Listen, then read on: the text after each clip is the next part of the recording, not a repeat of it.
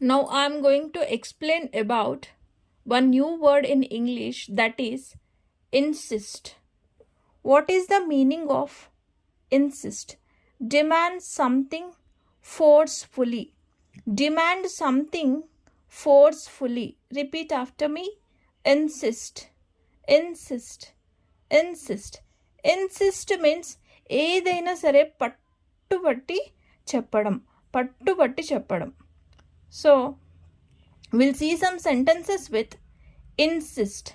She insisted on buying the toys.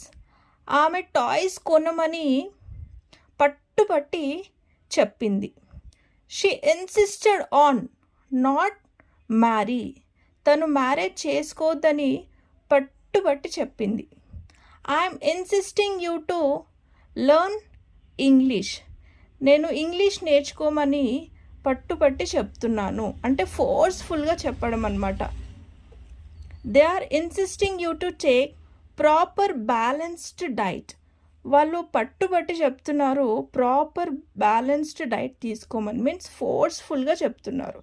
మీరు వినకపోయినా సరే ఫోర్స్ఫుల్గా they are insisting you to take proper balanced diet. He insisted me to speak in English. ఆయన ఇంగ్లీష్లో మాట్లాడమని పట్టుబట్టి చెప్పాడు.